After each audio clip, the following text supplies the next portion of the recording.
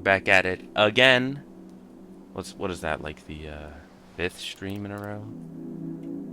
Not saying that's a bad thing. Where's my thingamajig? That's glorious. God damn it! Don't make me hear my own voice. Video producer. Yeah, fourth. Sorry. No, sorry, fifth stream in a row on Esoteric Ebb. But I like this game. Uh, Probably will take another break from streaming again. Because I gotta do some university stuff. Because, you know, end of the term, so I gotta lock in a little bit. So probably won't stream for a bit, but I'll try to get to the end of this day. Last time we got into 2 combats, which was awesome. Because they're both like 2 minutes each, so let's go. Now this game's cool. Great. I love talking. I love talking. Yeah. All right. We are in the Drunk Sphinx. I believe we talked to everyone we can except this big Geno Sphinx. But let's see what Snell has to say about this place. Cool place. You come here often? Sometimes. It's not exactly the best tavern in the city, but it's all right. Oh yeah? Yeah, that title goes to the flip for sure. I'm friends with Orbina, the owner. Great gal. Haven't been. It's right at the intersection of housing and the palace. Half the ceiling is flipped, like gravity flipped, hence the name. It's a cool gimmick on its own, honestly. Anyway, I enjoy the place. When we're done here and you don't piss me off too bad, I'll take you there. Sounds good. Sweet. No drinking, of course, but you'll enjoy the food, I'm sure. He's a homie. Yeah, I've been chilling with this guy for like, well, it's like over 24 hours straight, because we didn't have to do a long rest at the end of the first day, because we found this door that skipped 6 hours and healed all our exhaustion. A lull falls out of the ambient cheer, just the beat of uncertainty as this cleric steps before the tavern's singular attraction. All the time, visitors come to gawk and stare, some brave ones to speak with her. The lady of the house, our most delightful host. Look up at her. Ulce's Vault Guardian. Towering, you stare at this somewhat feline creature up on the stage. A living myth, currently taking a swig out of a barrel, clearly not paying you any mind. The scent of cheap wine lingers in the air, along with an esoteric sensation. A Gino? I'm gonna say it like Gino. A Geno Sphinx is not to be trifled with. Her physical characteristics are enough to crush everything that is you. However, she will not have to raise a paw, for her magical prowess could exile you from yours realm in an instant. Damn. Tread carefully. Your legs tremble. Just stare at her until she reacts to your presence. The Sphinx looks down at you. Meeting her glowing blue gaze makes you feel like you're falling, far, far below the world. There are arrows of wisdom behind those eyes. Her expression turns dark. Dark tidings bring you to the hearth, she says. Oh, she speaks, low and rolling. You see a hint of chaos in her movements, unfocused. A helmed dog, dragging its leash around the vestiges of yore. She extends a claw, thick as your arm, and pokes you in the stomach. Woof. Woof. Her expression grows lighter, then she lets out a deep breath. It smells like an old basement full of booze. She like that. Somehow you've appeared witty to her. She takes another sip from her barrel, not looking at you. Watch yourself, cleric, he whispers to you. Ulce's isn't one for idle chit-chat. Turn to Snell. You know this Sphinx? He shakes his head. Every night there's a drunk jackass that asks for a riddle. She usually doesn't hurt them. Oh, a riddle. That would be fun. Thank you, Snell. Did you not hear me? Hello? I wish to prove myself worthy, great Sphinx. Worthy, little one. Worthy how? Don't you give out riddles? Certainly. Are you ready? Yes, please. I love riddles. She finishes the last bit of her barrel and puts it down with a slam. Then, hissing. Once I had the sun's favor, my creed cling close to the wall. Matured in shadows, I witnessed empires rise and fall. Once left in silence, now the life of the ball. She raises her paw and gestures to the open chamber. Yet I remain a drought of remembrance, a history's thrall. What am I? Easy. The answer is wine, specifically grape wine. Clinging to trellises eliminates many other fruits, and grape wine has been made for generations. Though, given that this is an entry-level riddle, you imagine simply wine will suffice. A lovely poem about a life's journey, how time changes all, even the simplest grape. A warlord who cannot learn from his mistakes, probably a drunkard. Your companion smirks and gives a little chuckle. What do you think, Snell? The Sphinx turns to Snell with a frown. Oh, you know, this seems like a personal riddle. For you. No, not me. So I'm just gonna watch, alright? How many guesses do I get? Hopefully none, but you are allotted one answer. What do I get if I get it right? The Sphinx shrugs and gives you a cold smile. Satisfaction. Is this a trick question sort of deal? No, just a normal riddle. Can I think about this for a bit? No. Answer now or never. What happens if I get it wrong? She squints at you and raises her chin. Same as all those who wander these halls. You will lose everything. Eventually. There's no threat here. She means your pain upon failure will be existence itself. A mortal life. Make a guess. I can do this. Yes, let's go! Your mind settles on a singular possibility for the simple riddle. Matured in shadows, with no doubt in your mind, the answer is, obviously, it is wine. Obviously.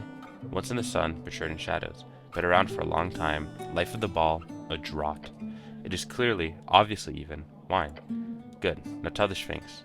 Clear your throat and tell her. The answer is wine. Wine? She gives you an intense stare. Time for a fight? She is strong, but you will defeat her handily with the power of a hero.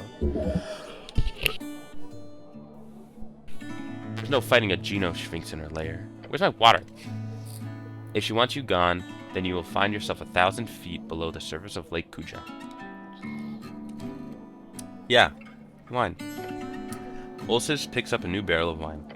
She pops her cork open. Wine. Yes, that is very correct, little one. Wonderful job. Another riddle solved. Huzzah! Since you're so amazing, would you be interested in a quest? Absolutely, 100%.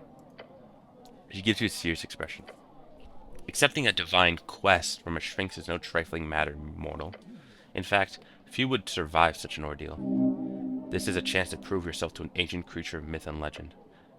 You'll also look incredibly manly doing it. Quest?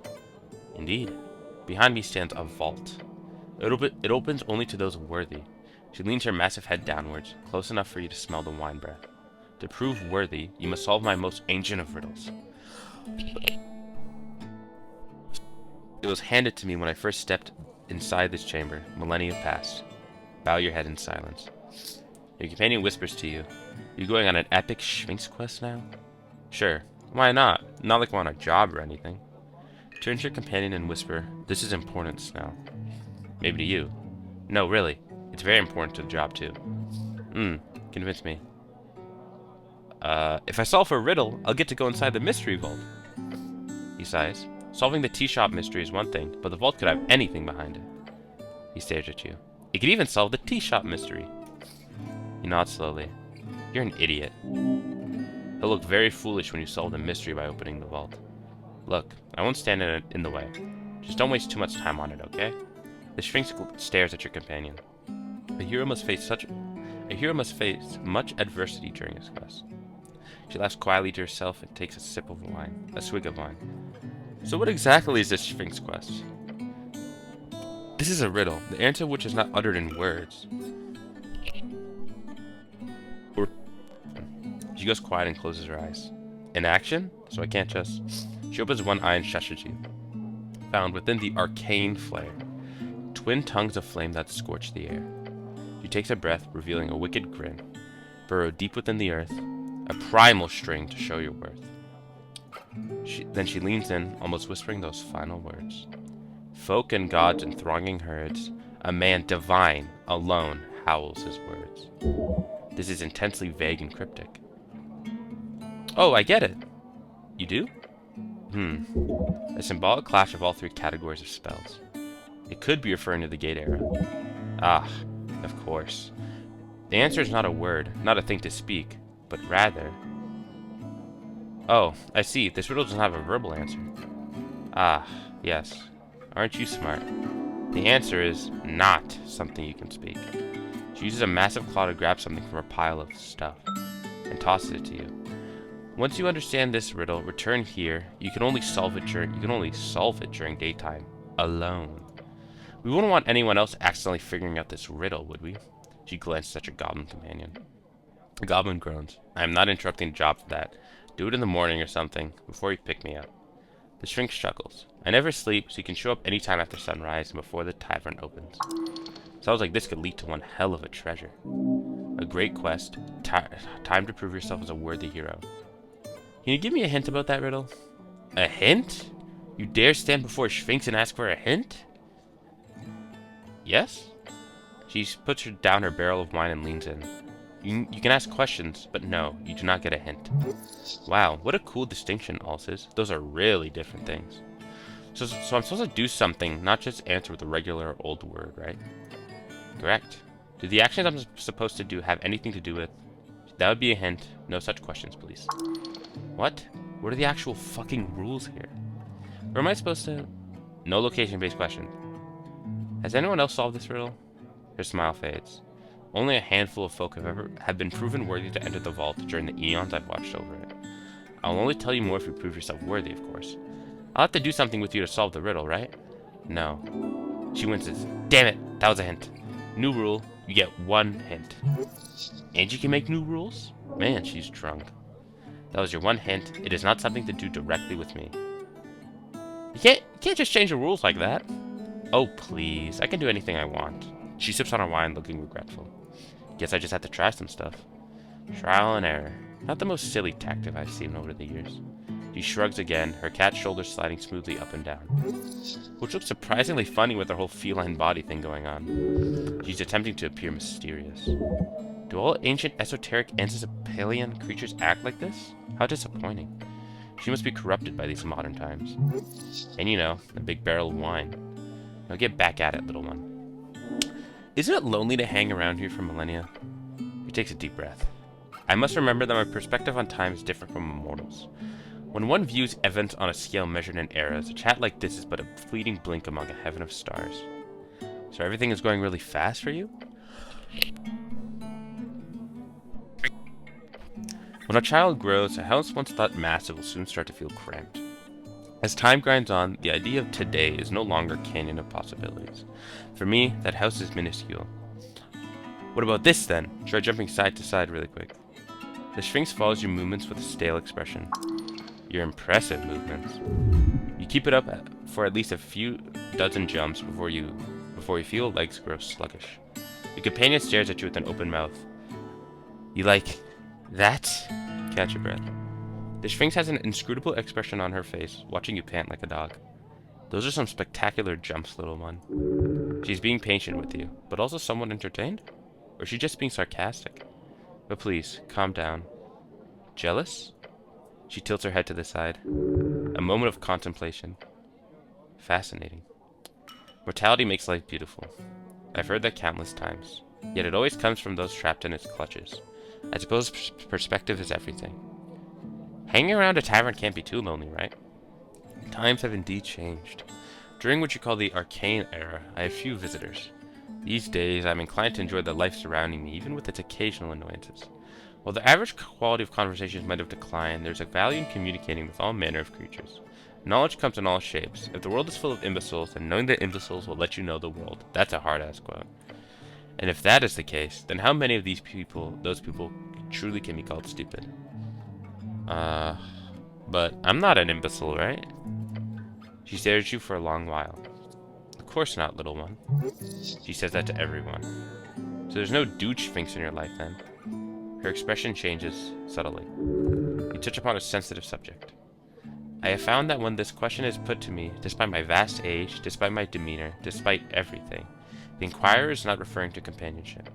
She taps a claw. You wish to speak of reproduction, little one? Cleric? You hear a harsh whisper. Are you sure about this? Is it an awkward subject? Yes. Most mortals find this discussion leading to very uncomfortable territory. Are you uncomfortable talking about it? Not at all. I could rant about it all day. Yes, I would like to hear about Sphinx reproduction. Her intense glare grows more esoteric. There are many lower races of Sphinx, some more bestial than others. Apart from often serving lesser purposes, they also share a common characteristic. She frowns. That was your Sphinx equivalent of spitting on the ground. They are all male. How dreadful. Indeed. Each of these degenerate Sphinxi then naturally crave the companionship of my kind. Genosphinxes are the only female members of the Sphinx family. They control the means of reproduction in their species. For a Genosphinx to lower herself to their level, it is simply unthinkable. Then how... These bestial Sphinxes should really work on themselves. She gives you a quick laugh. She thinks you're funny. Keep it up. These creatures will never reach such heights. It's not in their nature. The degenerate races of Sphinx were born wicked and craven. These creatures are no more similar to I than a horse to a donkey. No, not even this, as it implies some level of closeness. A horse god to a painting of a donkey. Tisk. This misconception of our similarity will plague me for eternity, but considering them a legitimate partner, creating more? The Sphinx shakes her head. A true man is his mind. He is not violent by nature, nor is he afraid of action. He is decisive yet tolerant. He is wise yet still ready to learn. A true man is a riddle.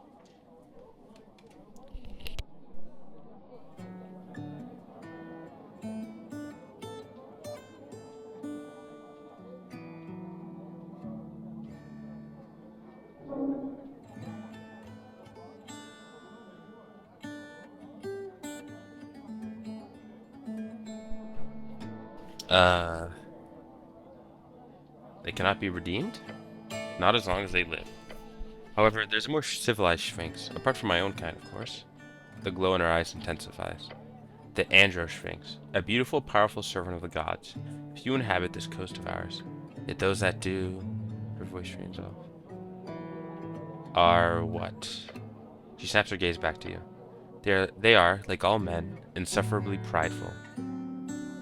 I'm sensing a story here.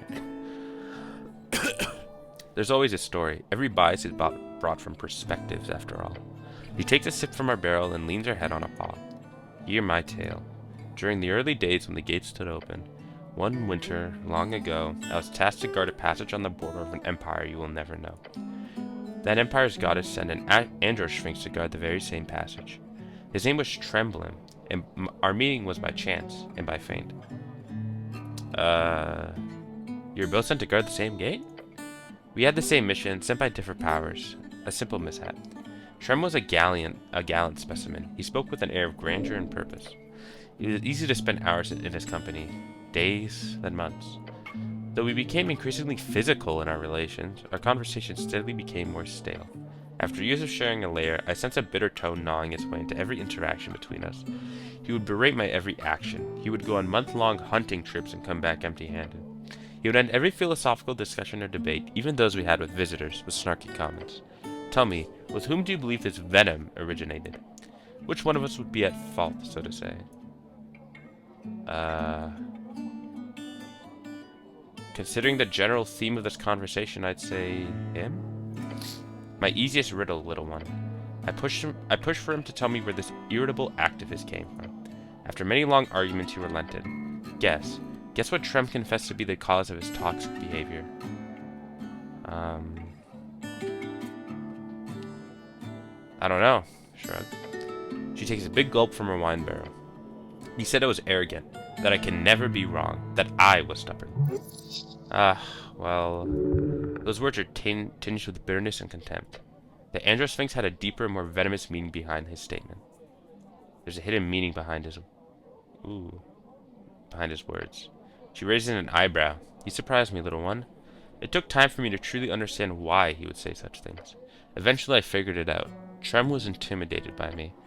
For the half-century we spent together, he never once could keep up in our debates. He could never solve my best riddles, nor even understand many of the most basic of philosophical topics I brought up. I never had a problem with this at all. It was endearing to watch him struggle. I never would have assumed such a magnificent man would succumb to the lowest of sins. Pride. Pride in oneself is necessary if one is to accomplish great deeds. She is small-minded, like most of her kind. Whoa! Shrem could not stand to be outmatched, at least not in the long run. So we parted ways, as amicably as could be given the circumstances. That was my first mission here on yours realm. This Geno-Sphinx has struggled with her hatred for longer than you will ever live. Yet despite the difference in your natures, what she seeks here from you is simply validation.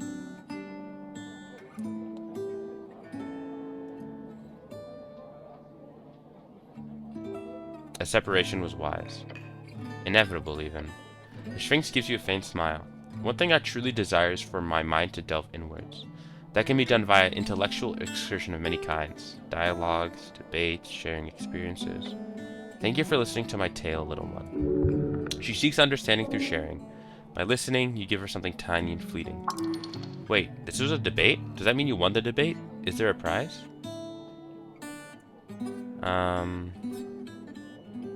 Your bias is not wrong, but remember, all folk, man and woman alike, Sphinx or human, are both pitiful, spiteful, and wonderful in their own unique way. Well said. It is not often I am given the chance to be truly surprised by a mortal, and a man nonetheless. Of course she's impressed. Who wouldn't be? What can I say? I'm a hero destined for greatness. The sparkle in her eye fades. Yes, that's more what I expected. No! Here, this might help you in your quest, little one. Thank you. Is this tavern your lair, or your lair a tavern? She lifts the barrel to her lips and holds it there for a moment. Eventually she lowers it and says, "That is indeed a riddle worth pondering." Can I ask you why? Why what? Why a tavern? I was convinced. She glances at the pile of wine by her side. It was not a battle quickly won, however. Rick Spitter worked tirelessly for many evenings to argue her point. Eventually, in completing a few quests on my behalf, I lent her read out a part of my lair, but only for a century. Oh, is that all? Do you like the hustle and bustle in here? I'm content, for now. Yes. Has anyone ever tried to fight you? Yes. Alcohol tends to lower risk assessment capabilities among mortals, which sometimes ends with violence. Always from a man, strangely enough. I do wonder why. Not always. You've seen some feisty women during your street watch days. You a big drinker? I partake. It does little to affect me, but the taste is lovely. Must cost a lot to get you all this wine. No, Rick Spitter procures it all for me. Such lovely river wine. He takes another sip. I grown to enjoy the taste. Nice to see you enjoying your tavern lair. I've got other questions. The Sphinx drinks again. What do you know about the tea shop? It startled me, which is not an easy thing to do. I'd imagine. You're quite close to it. Yes, an explosion like that has not been felt in this place for decades, at least. Stay quiet for a few seconds, then jump towards her and yell, "Boo!" Ah, by the gods, you scared me, little one. Little one. Thank you, Snell. Giggle and feel proud. Yes, it reminded me of our darkness, which people call the Fade Era. It was a time just before I was tasked guarding this vault. Then, the Mollusca Tuline cattle often bargained with me for divine knowledge and assistance. I liked those snails. They were good company. I was saddened when their city melted under Izza's fire. The crackling of those flames, the terrible force that ruined everything in its path. Flames of many colors. Those thoughts stirred in me when I felt that explosion. Old magic. You been here since the Fade Era? There were some excursions early on, but yes, a bit over a millennia ago. I feel bad for you. Don't. This is my purpose, just like I'm sure you have yours. Snails? She nods. They built the first city here, from what I know. You walk their streets, little one. Can you tell me more about these folk? A bit, yes. They're masters at wizardry far before the Arcanists, or humans for that matter, even arrived to Yor's coast. They made some poor choices during the rise and fall. They aligned with Yor against the gods, for one. And of course they picked the wrong side of the Dragon Wars. It's a tragic tale of a civilization that I truly believe to be good. Good for the coast. They are just a little slow. Caught up to them in the end. Do you think it was dragonfire that caused the explosion? She scoffs. No, I don't. It was much too concentrated of a blast. Besides, a dragon large enough to cause such destruction would also surely not be capable of sneaking away without a single witness. Could someone have used fireball to cause the explosion? The Sphinx shrugs. I've seen more than a fair share of those in my time. Seems like everyone uses it. A third level fireball would not come close to that power. What about a higher level fireball? She shrugs. It would have to be very high. So who knows? I'm sure you'll figure it out. Tell me about Izza. I prefer not. His terrible reign as a topic left out of polite conversation. Whenever you see the flaming mounds upon the burnt coast lit up with smoke and cinder, you will know his will is not gone away. Not for a moment. Flames of many colors? Blue, yellow, and purple. It is said if you can see the purple, it will be the last thing you do. Either from blinding or merciful death. That's all for now. Thank you. You're welcome. What are you voting in the election? I'm not. What? Why? She shakes her head. I cannot leave to vote, I'm afraid. Even if it was in my business to leave an imprint on the affairs of mortals. You can't leave here for even a minute or two? I could, but that'd bring my divine quest. That's ridiculous. Perhaps unnecessary.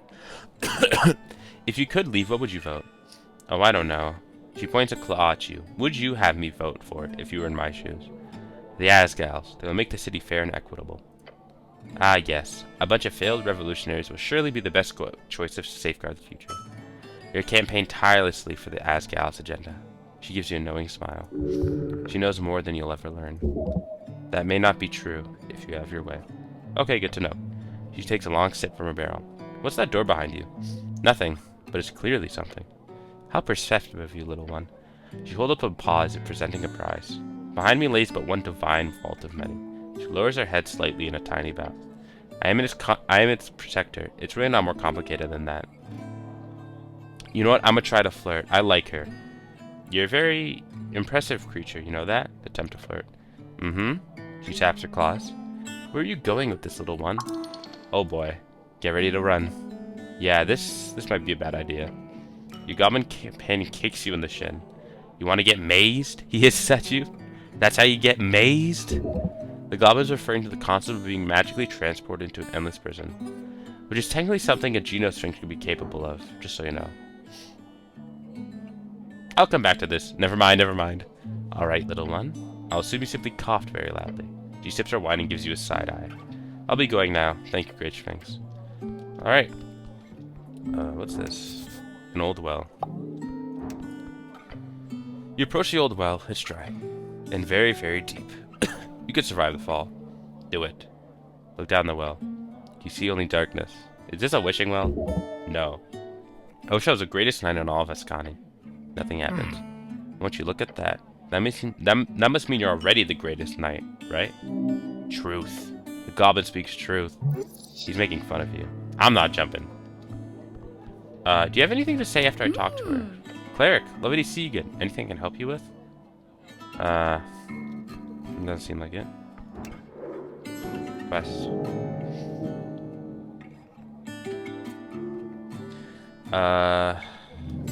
Okay. Let's see. I guess I can see if I can enter the Free Strider's place now. Oh yeah, I got a tavern key. What does that do? For me. A very pretty key. It's esoterically attuned to the Sphinx's lair, i.e. your local tavern. This will allow you to enter during daytime so you can solve a riddle, or just visit. I like visiting my friends. Okay, you know what, let's see. This guy's going nuts. You know, not the guy. Yeah, let's see if I can, do something about those. Yeah, let's see if I can do something over here. I've already talked to you about Water Lane. You approach your companion, let's go, get on with it. Water Lane sure is a crazy place. Yeah. Your companion glances up into the rocky ceiling covered in dwarven artwork. One of the greatest, great-crafted wonders of the world. Also a hive of scummy capitalism, so enjoy that. Oh yeah, my books! The hatch on the door swings open. Heyo. A pair of yellow piercing eyes gaze at you from beyond a veil of bushy feathers. I'm here to pick up my book. Yes, yes, it is done now. Now you pay. Nice. How much do I owe you? The process was quite complicated, but I handle it like the pro I am. The final cost is 250 Norwegian crowns. Oh boy, that's a fair amount for you. Pay now. You can purchase a basic spellbook for 50. However, if this bird is proficient as he believes himself to be, then it could be worth the cost. 250? Yes. Crowns? Yes. That's reasonable. Good. Now pay. Make him lower the price through pure charm. I can do that easy. No, I can't. Damn, I should have had enhanced ability. Easy, just say, can you lower the price? No. Shit, worth a try. Hold on. Enhanced ability. I got this. Oh, I didn't need it. Let's go. You gotta comb his feathers, you know? Just say, make it 100 and I'll owe you big time. Wouldn't it be nice to have a cleric in your debt? True. Okay, pay 100, then you get your book. Nice, that's a big discount. Great, pay 100 crowns. You toss in all 100 crowns from your pouch of holding, and out of the slot on the door, you see the end of a paper-wrapped book. Take it. Take it. You open the wrap, discovering a book that feels eerie to the touch. The inside is marked by some fiendish geometric shapes along with various arcane shortcuts. A masterpiece. You'll love using this as a spellbook, won't you? You're happy, I can see it. The yellow eyes tilted to the side as they peer at you from the slot. Now be on your way, and mention my services to your clerical friends. I am the best, you see. That needs to be known. Will do, General. Stare at your new book. Anything else before you leave? No? Stick an AEFA into the deposit slot from the free striders next door. I see. I've heard of this. It will be considered. Anything else? Another one delivered. Hells yes. Thank you for your time. Let's see. The tool of an arcane cleric remade into a symbol of forbidden magic. The inside is scribbled with iconography of all things magically taboo. Fiendish worship, aberrational insight, gnomish delights. You should not let neither your patriarch nor other clerics see you with this thing. It would spell even more trouble than you're already in. While equipped, it allows you to prepare additional spells and gives me a +2 to my charisma. Okay, I'll put that on. Seems nice. Seems very nice. Alright. Oh! You approach your companion. Let's get on with it. I'd like some support. What is going on in here? Ambassador Ivzix Leavebin. Wisdom behold. Let's get wise up in here.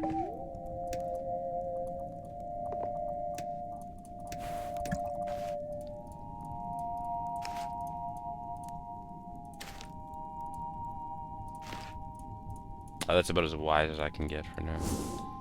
Alright. 26. Celestial level 15 Decayed Solar.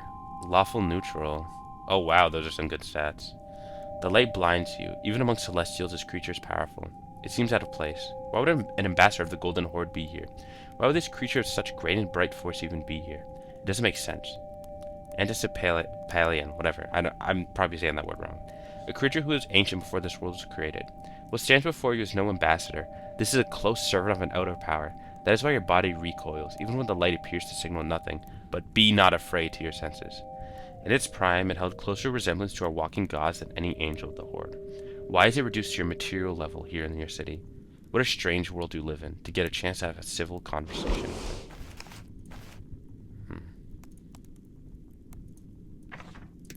it. This thing looks like a bureaucrat, so let me have that out. Let's see. I'll need higher charisma, probably.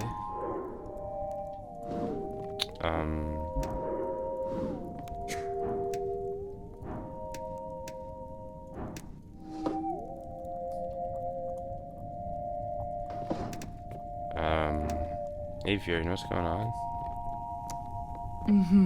How lovely of you to join us, cleric.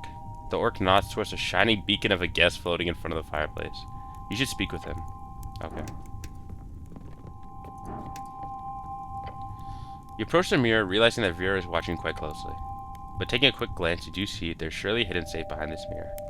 Interesting, I'll have to come back when Vera isn't around. Okay, it's pretty late. Entering the ARC trading company greets you with a blinding sight. A celestial being wrought in radiant light. Ah, cleric, arriving exactly when I need you. This is the ambassador of the Golden Horde. The light reaches out to you as a voice forms in your mind. Do not fear the light.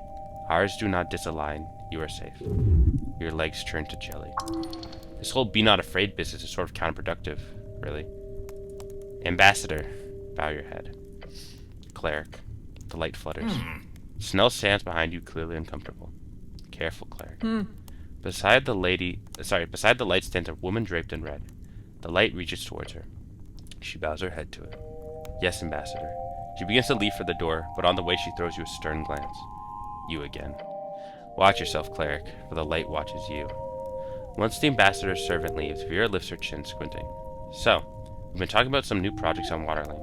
I mentioned how you helped getting the AEFAs out to local entrepreneurs, and they, We know who you are, Ragan and Snell. The voice interrupts Vera, who immediately goes silent. The goblin jolts at the mention of his name in his mind. Nudge Snell. See, we're famous. The ambassador's light then turns to your companion, a goblin in the service of the Dragon of Tolstad. You tread a clean path. You led the front during the Ice Bay Point operation. Ice Bay Point, the eastern point of the Palace District, the third largest port in Norfolk. You stabilized the HWBT City Below expansion project on your first year of service. A goblin going against the grain to get results. You have been noticed. Look at Snell. Snell attempts to glare at the light. He is sweating. Snell is nervous. You feel bad for him. Thanks for noticing. The light glow grows closer to you. You are special, Ragan. An exception. The Horde places attention on exceptions. That is what we do. How am I special? You are the only registered cleric in the city who is not listed in the party of Norvik. That's just because they don't like you. They didn't like you. A bureaucratic mess.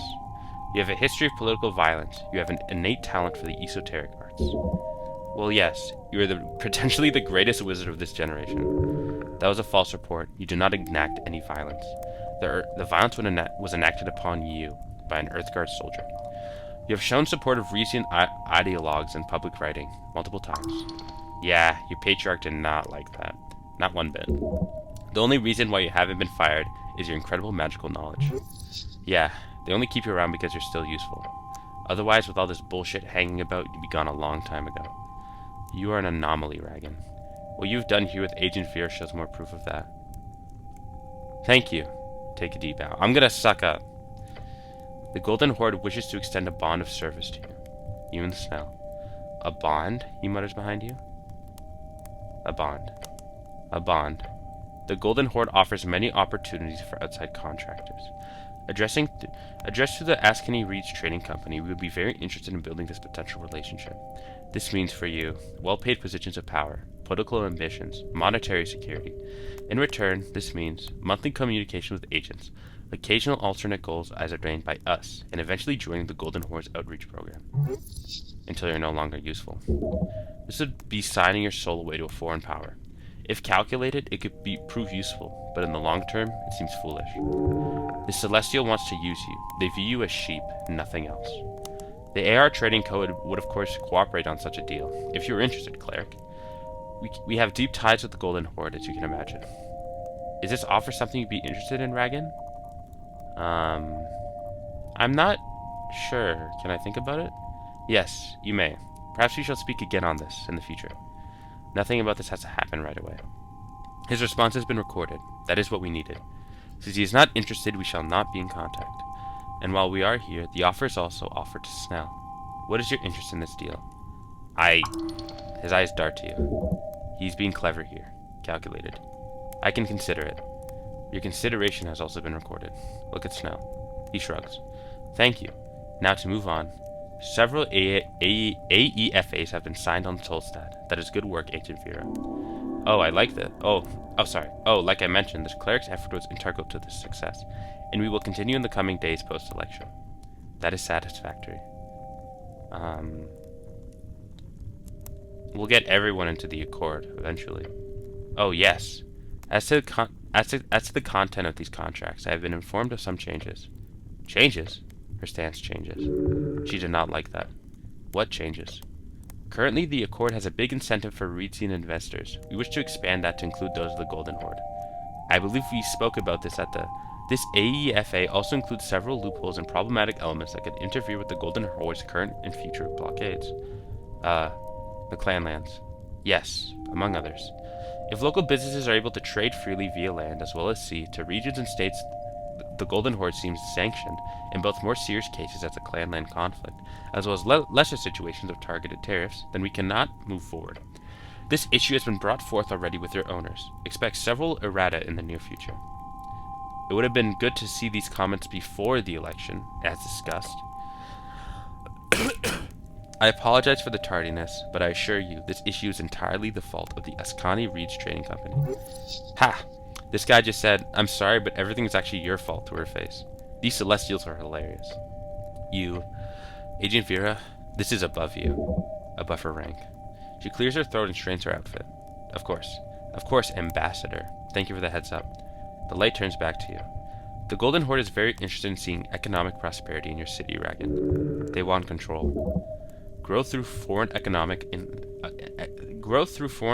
influence is not true growth. If Norfolk owes its economic stability to foreign powers, those powers shall be its true owners. It's an intelligent strategic move if you wish to control your neighbors. Agent Vera nods, looking like she's about to explode. The first step towards that is handling the clan lands. For far too long, Norfolk has ignored its halfling war criminal populace. I ask you, Ragan, as a cleric of this city, do you believe that humans will choose prosperity over the propaganda of the clan lands? Vera says nothing but throws you a glance. Her anger now fades, replaced by another expression. Her eyes telling you, this guy's a monster, so be careful.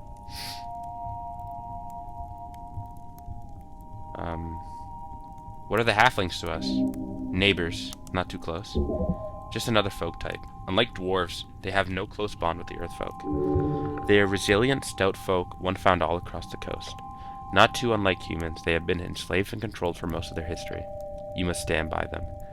Oh gods, what should I say? Careful now. If you kiss his ass, he'll know you're an asset. If you go all halfling lovey-dovey, he'll know you'll never be one. But considering the weird tension here, that might not be a bad thing. If you antagonize him, you might be able to push back, which if you do it correctly, might net you some points with Vera. Who cares about the halflings? But more importantly, while this guy is clearly not someone to fuck with, if you push back in just the right way. They are our closest neighbors. The earth folk will always stand by the clan lands. For now, the light perceives you. The golden line is set. Halflings have shown themselves unable to accept this fact. We set the line to protect them, to create a lasting peace. Since they refuse to comply with our unreasonable demands, I hope you understand. Our most peaceful method of handling their terrorism is through sanctions. The light turns back to Vera. Agent Vera, you've been a valuable asset for many years, yet I sense frustration in you. That is not acceptable. She glares at the light. You will make certain that Ascani Reed's trading company fully complies with the AEFA Eritum. It is a matter of Golden Horde security. It is not negotiable. It will be your highest priority as of now. Vera looks defeated. This is tense. Focus. The light guy is fast and precise, but you know that he's bullshitting. It's instinct. Catch him on it. For the revolution, stand up to him first, then do it. Yes! Catch the ambassador in a contradiction. The golden line. You'd think an all-powerful angel horde would be able to do whatever they want. Instead, they draw a line in the sand. Why? Well, you know why. International pressure. Exactly. They can't just evade Ascani, since that make every country on the coast pull the alarms. You see how he pushes for the image that we need them, but not the other way around? Poke on that now. Ambassador, if you want to solve your clan lands problem, then you'll need support from the international community. You need the Free City support. The light flickers. This is a cooperation. You know the revolution will be hurt, as well as your ambitions, if they push too hard on the EAFAs. The ambassador perceives you. Make concessions, Ambassador. It's worth it. You know the local free shires will rout and dance around it if you don't. Make sure your choir knows it. You speak with confidence, Ragan. Only because you know I am correct. The light retracts, focusing on the head of the Celestial. Vera looks on with a smirk, clearly entertained. Oh yeah, you hit the right spot. The AEFA Eritum is not my decision, the voice says. However, I will consider your statement, he says. Agent Vera, do you concur? I do, Ambassador. My earlier frustration was due to this problematic situation. The AR leadership will struggle with these changes. A compromise would go through much easier. Even just starting with a discussion, perhaps between you and our owners, would go a long way. Good. This will be taken into account. The ambassador begins to float towards the door. I will leave you now. Thank you for your time. The radiant light being opens the door via some type of telekinesis and floats out onto the streets of Waterlane. Vera stands up, walking over to the fireplace, leaning against the brickwork. She lets out a deep, tired groan. Vera is allowing herself to be herself around you a little more. I don't want to congratulate you on annoying our dear friend the ambassador, but the orc agent shoots you an intriguing smirk, the type you haven't seen for many, many years. That was fucking beautiful. Moving closer, she follows it up with a firm tap on the back. I really tossed you into the deep end, but you handled yourself exactly the way I like. I just told the truth to the celestial bastard. You sure did. Look, I have to deal with the choir entanglement all the time, and they never cease with the bullshit. Having a third party, that's you, push back for once, absolutely glorious to watch. I thank you for that, personally and professionally too, of course. The orc looks at you, relief in her eyes. This, along with all the help on the AEFAs, I owe you some type of reward, don't I? Oh, this is the right moment. Ask for an advance. Or hell, allude to some kind of payment for delivering the AEFAs. A reward? It's time to step up. Ask her out. I don't want to flirt with her. How about a reward sounds nice. It does, doesn't it? Ignifira glances across the room. For one, I'll be sure to grant you full access to the rest of the facilities if you wanted to investigate the warehouse properly. Bit late for that. But beyond that, well, you see, we have this sword here. It's called Cat. She approaches the massive Zweihander propped up on the wall. As she places her hand upon the grip of the sword, you see something curious happen. It curls up. Ah, it's a selected blade. It doesn't like you? She laughs. As she removes her hand from the blade, it unrolls itself immediately. A fickle weapon, ever heard of such a thing? It was purchased years ago from an excavation in Reeds. Old Arcanist cache, a post-war armory. It's Vorpal, extremely magical, with perfect metallic endurance and sharpness. It would be worth half a fortune, somewhere up to 50,000 crowns, if not for the fact that it refuses to be used. It simply rolls itself up when wielded by anyone in any way. Come, try it. Touch the grip. Just like with Vera's touch, yours also causes it to roll up. It's quite funny. However, I've had comments from upper staff that it's quite embarrassing to have spent money on it, so I've been tasked with making it go away. It's not the most useful weapon, but if you're interested, you can take it as a reward for your work. It is still quite magical, maybe even sentient considering the reaction. Nah, give me something else. I'll see if I can steal that, maybe, because... like... the guy probably won't do anything about it, right? Because I, showed him I was badass. Nah, give me something else. The orc laughs loudly. Understandable. Let's get you some money instead. She grabs her pouch from a drawer and tosses it your way. 1,200 crowns. Holy shit. 1,200 crowns. Viewed as a token of our appreciation. Holy shit. That is, on average, about 4 months' rent. Wow, she must really like you. Beyond that, also be sure to put in a good word so we can work together again post-election, since I guarantee you, there'll be a lot of work to do. Looking forward to it. Great to hear. I've got some paperwork to deal with, but if there's anything else I can help with, just let me know.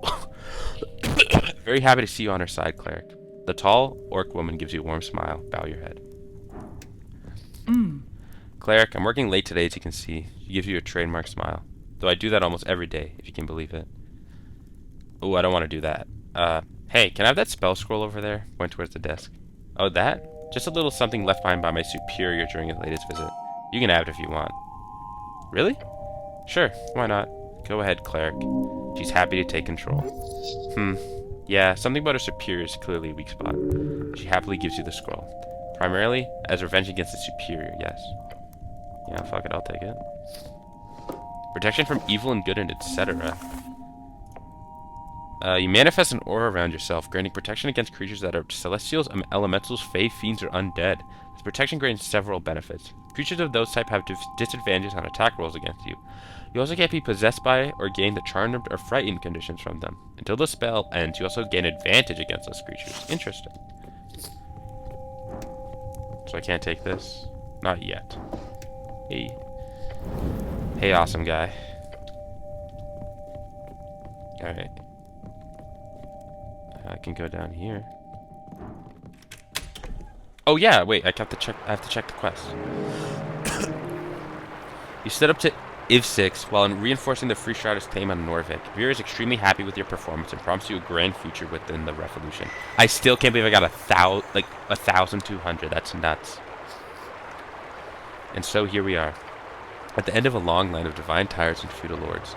Feels like being at the end of history itself, taking a dive off into a chasm of hope. That's liberalism, baby. I love it. Obviously, you've already been obsessed with it for years at this point. Not that your thoughts have any real impact on the city. Unless you get back to writing, of course. So returning Free Strider no matter what? Basically. Free Striderism is the future. That much is clear. We saw happen in that fancy room between Vera and a glowing guest. That's going to be the main conflict going forward. Not some scuffle with Asgal youth students or rigid theocratic bureaucrats grasping to hold on to their mansions. No. The future obstacles are out there. As free striderism creeps across the coast, there will be a lot of powers ready to meet it, both head-on but also in more sinister ways. As clearly shown by the Golden Horde, they're clearly trying to co-opt the whole thing.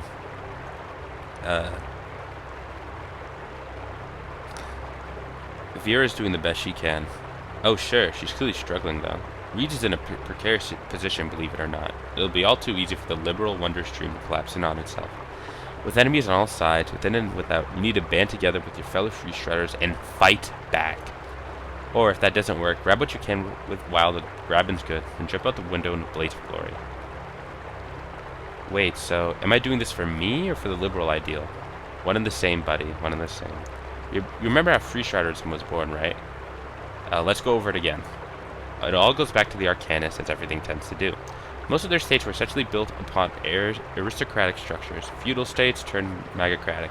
Wizards need esoteric educations, right? Who can afford such an education? A nobleman, that's who. It's all economics, all the way to the top. Magic talent can't be bought. Of course not, but it can only be cultivated via learning. So they spent the early arcane era building up their power. House Prax, House Hagenshags, House Diminori, all led by men descending from long lines of royals. We even got a theocracy, the Shadow Lord, turning into another magocracy in the end. With all that magical might, despite reaching the pinnacle of esoteric knowledge towards the 2nd century of their era, they weren't shit before the industrialists. Oh? Don't get me wrong, magic is real neat. Cutting mountains in half, flipping them over, building cities on them? Awesome. Infinite food? Convenient. But you can only get so far with the top-down structure. Elaborate. Imagine you've got 20 people working under you. You assign them tasks to, I don't know, transport your magically created bread to 1,000 hungry mouths around the city. You alone could probably organize that. 20 people ain't that much. What if it wasn't 20 people feeding 1,000 people? What if it was 5,000 people, making sure 100,000 people got fed their daily piece of fake bread? Easy. One word. Middle managers. That's 2 words. And yeah, you're right. Well, no, because there's a hyphen. The point is, even the smartest, most glorious super genius wizard god king will eventually be spread thin. With the crazy scale of modern society, and especially with infinite food, you can bet your ass that people start breeding like giant rabbits. The Arcanists just couldn't keep up. Divine era kingdoms never reached those levels, so even with walking gods at the helm, so the Arcanists did what they had to. They embraced the Industrial Revolution. The old aristocrats still held most of the power, but they got dragged kicking and screaming into a world where anyone could become a wizard. And more importantly, those nobodies could also become stinking rich. That's how you get you get the necropolis factories, the ocean trade network, basically the entire built-in-a-factory way of life we enjoy today. Did the Industrial Revolution begin in Old Diminor? Nah, technically there's been mechanical industries on Yor since the Gate War. That's how the orcs managed to join in against eldritch aberrations and divine beings. But our modern revolution sprouted when those same orcs that rediscovered their roots. Blood City Bay used to be a scattered collection of states, but in the Divine Era, the warlords turned it into the thing we know today, which includes a shit ton of industry. Wouldn't that just lead to magocracy, led by those with money? Sure, but as long as money flows towards merit, then you'll have a fair game going.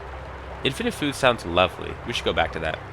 You think that, but here's the deal. The second we entered into somewhat modernized agriculture, food scarcity stopped being a production issue. It became and remains entirely an issue of logistics. We got so much damn food being made, and the only problem is getting into the mouths of people. Magical food then becomes like rotten waterfall. If bread is free, then the people growing the wheat can't get paid as much. Thus, eventually they'll stop growing it. Who gets most impacted when food production disappears from an economy? The working class.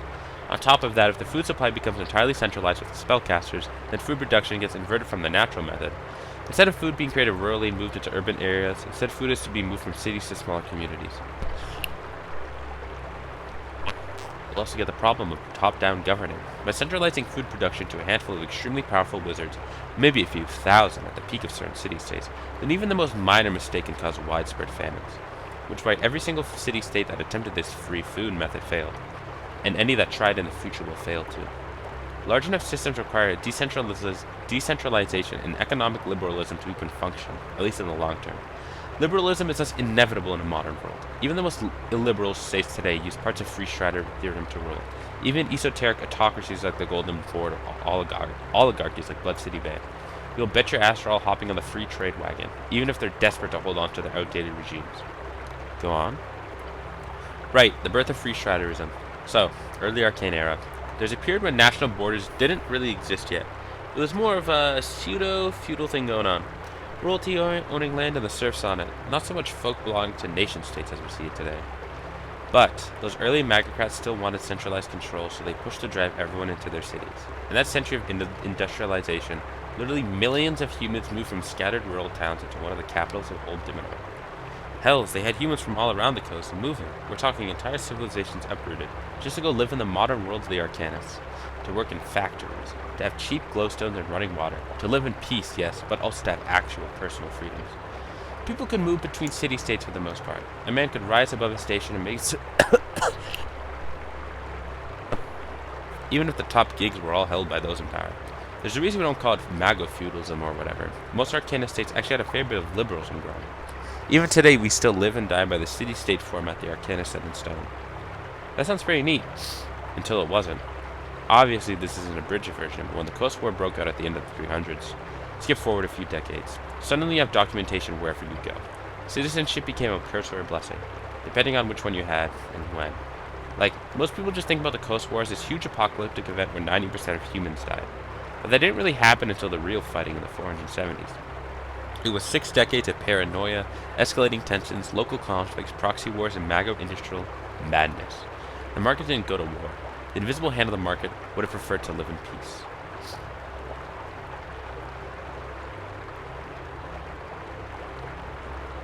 Free trade. The Free Striders made that declaration as a response to this period of isolationism, I assume. Exactly right. Slowly at first, and then quickly, the Arcanus stopped everyone from moving about.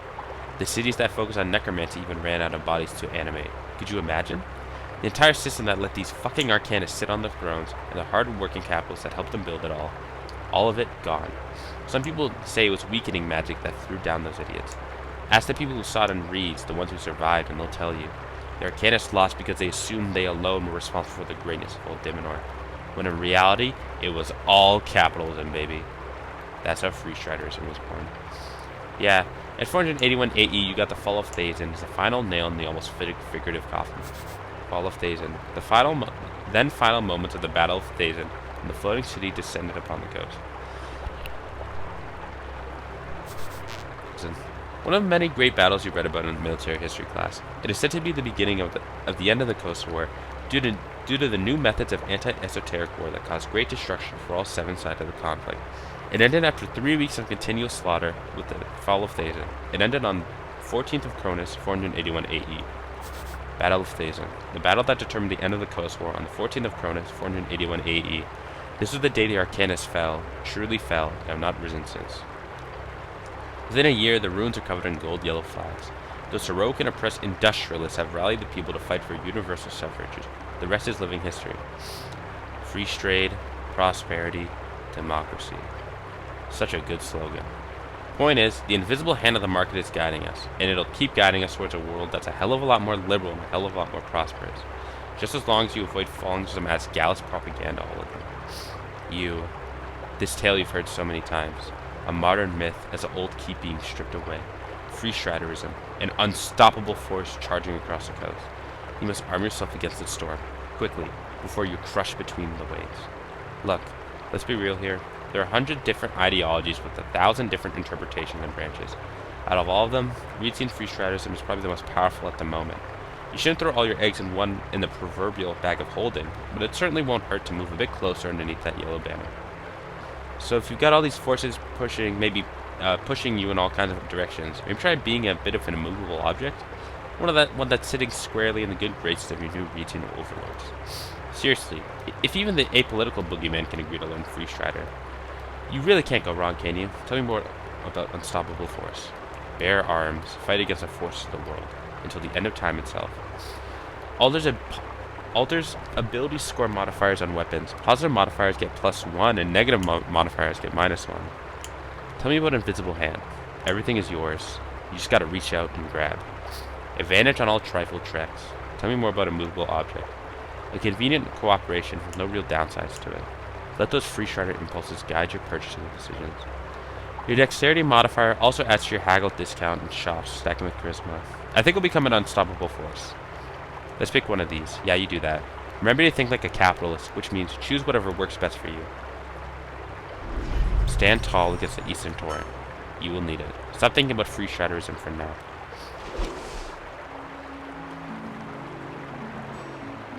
I think I will forego Democratic Herald in exchange for Unstoppable Force. Now I'm a little stronger.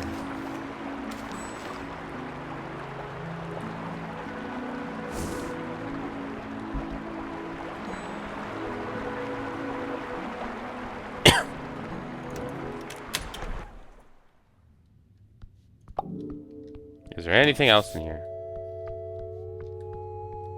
Doesn't seem like it. What do you think about this warehouse, Snell? You approach your companion. Let's get on with it. Whoa, so much stuff.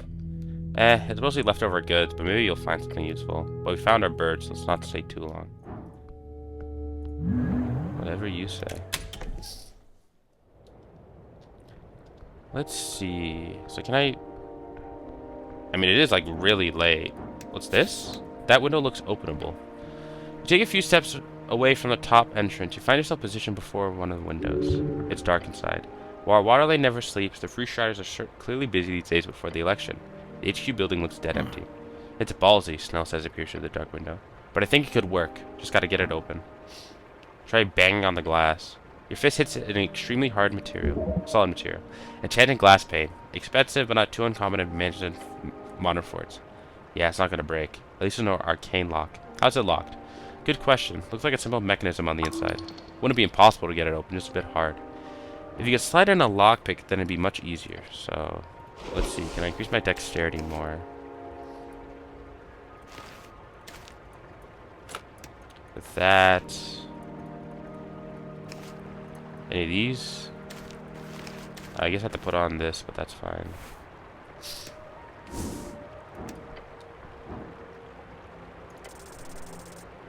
Damn. Mess with the mechanism of the window. It's moving a bit, but not enough. But the gap is bigger. You can try putting a finger inside. Put a finger inside. As you do, the mechanism holding the window shuts snap, sending it immediately down upon your appendage. With a slam. Hold your scream. Holy shit, you okay? Your finger slips out from underneath the shut window. The glove intact, the flesh inside crushed. Alright, leave it for now. Maybe you can get it again later. At least you know how the mechanism works. That could help.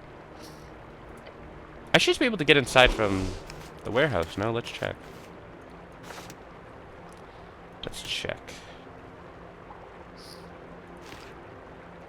I like my regular helm. Damn, not even the Griffin's here. We all just dipped.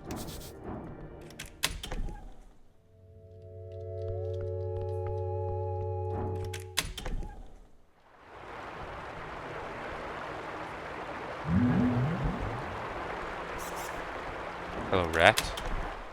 You just get it from here easy. So you just take all this stuff without consequence. Pixie. You shouldn't... I mean, we paid him. Let's take all this stuff. Pixie dust slush. What is that?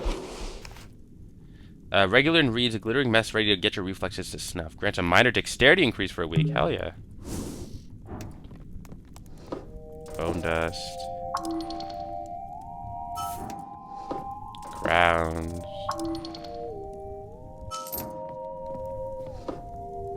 Oh, does he not? Wait, what?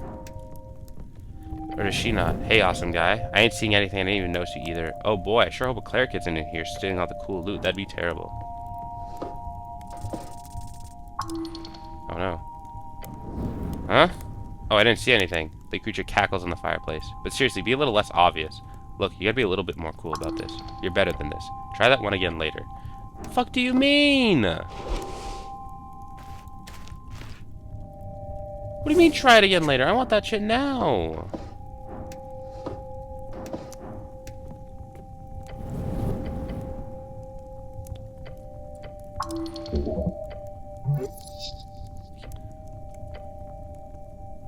Man, that's lame. So I actually gotta get good dex for that? Ugh, fine. You check behind the mirror, there's a safe in the wall. Careful, cleric, the goblin whispers to you. The Free Striders are many things, but careless is not one of them. Inspect the safe. Old design, arcane era. Simple mechanism built upon entering an esoterically tuned piece. Thick walls, a handle. The words Orion and Glot are hammered onto the front plate.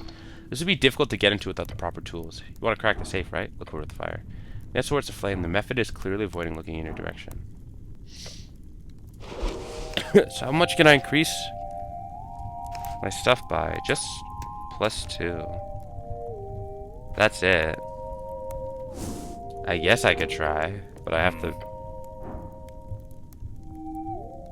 basically have to roll a nat 20. Lady Fair? It's a female? You fumble around the handle in the hole. Come on. A gloved finger can just barely fit inside. Come on. Try the handle. It's firm and stiff. It won't budge without the hole being fitted. Please open up. No response. You know what to do. Stick a finger in the hole. As you do so, instantly your entire arm jolts back. A great overwhelming sensation of dread comes over you. You are seen. You hear method cackling in the fire. Okay.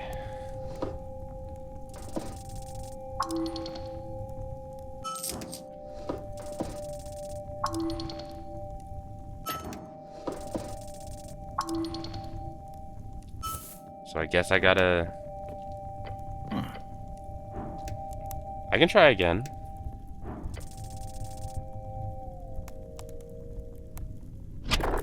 I got really close. I gotta roll a 16.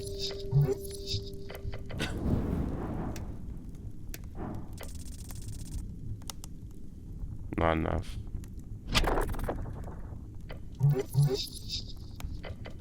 I can do it. I can do it. My chances are so much better than I originally thought. Maybe not. The game hates me.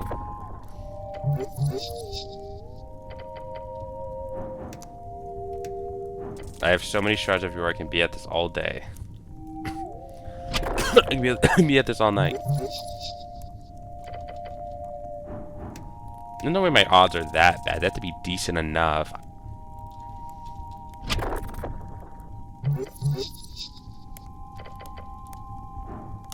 Or 10 more shards. Oh my goodness! There's no way I'm rolling this low with advantage. Dude! This game's messing with me.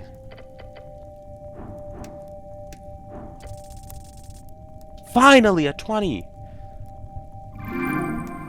Yeah. Tracing the rim of the keyhole with your gloved fingers, you sense the esoterically aligned arcane power within. It says it tingles up your entire arm. Be careful not to trigger the magical barrier inside. You realize by exploring that the rim inside has a dead zone. A tiny gap where the spell, enchantment of some kind does not reach. Press against that gap while fiddling with the mechanism. You do so, and within seconds you hear a click. Whatever you did, it just worked. I am the greatest, a true rogue for the era. You sure are. Damn, great job, seriously. You hear a method whistling in his fire. I ain't seeing nothing here, no sir. As the door glides open, you see inside a stack of papers bound by a leather strap. You grab the orange ledger. As you do so, you realize how light it is. Is this just one paper? Two? What the hell? Why would they keep a single contract alone in a safe? It must be juicy. You look over the text real quick. Gods be damned. It's easy enough to understand what it means. The contract is between the Ascani Reeds Trade Company and the city of Norvik. What's taking so long? Wait, Snell, I need to check this. Fine, be quick. The contract states that from the 1st of Belton on the morrow of Blunt Night, that is 4 days after the election, the land rights of 15 collective ports across Norfolk will be transferred to a bunch of company names you never heard of. Then there's... Huh. The signatures of those businesses, they're all magistrates. One of them says Nicholas Darrow. The city is selling off every port in the city? They're doing what? He scans the pages. That's insane. Genius move, honestly. This means the Free Shires will get control of the city no matter what happens on election day. And the magistrates will all get rich.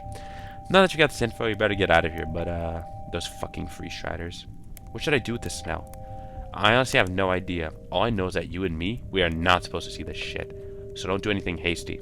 Should I leave this somehow? Release it somehow, yes. The folk need to know the truth. Yes, this is harmful to the city. Pure corruption. You're not gonna stop it either way. You just turn it in back to Vieira later on. Tell her you got it from some thief on Waterlane.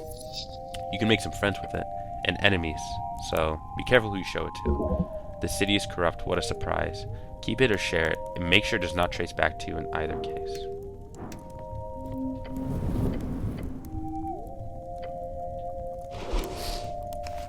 Damn.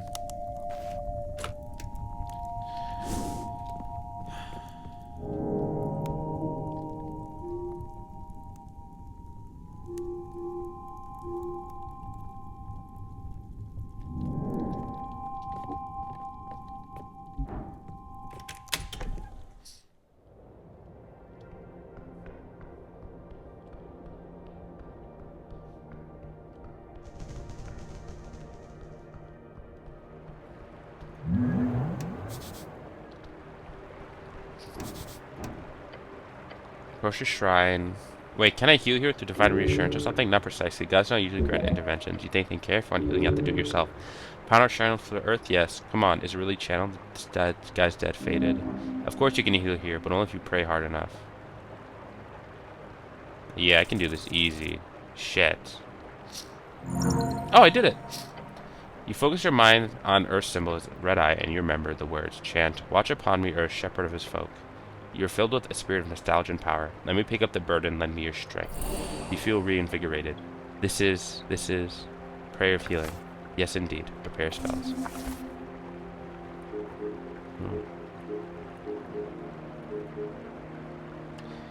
Prayer of healing. Up to 6 creatures of choice that you can see within range gain hit points equal to 2d8 plus your spellcasting modifier.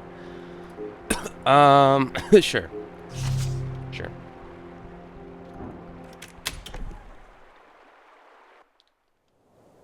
Alright. What's up, Lobster?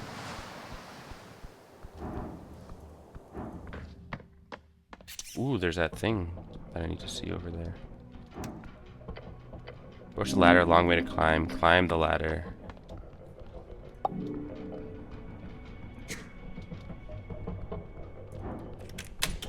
Let's see what that place is about. Dude, I have so many crowns, it's nuts. 2,039. Who's that loitering on the tea shop?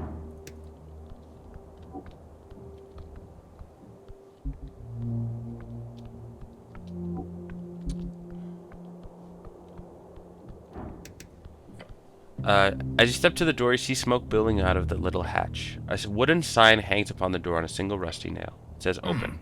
You got a business here or something? I want to buy potions now. And we get it from the local side street brewery? Don't be rude. I'm sure this establishment can serve high quality magic soup. Magic soup? Haven't heard that slang before. Catchy.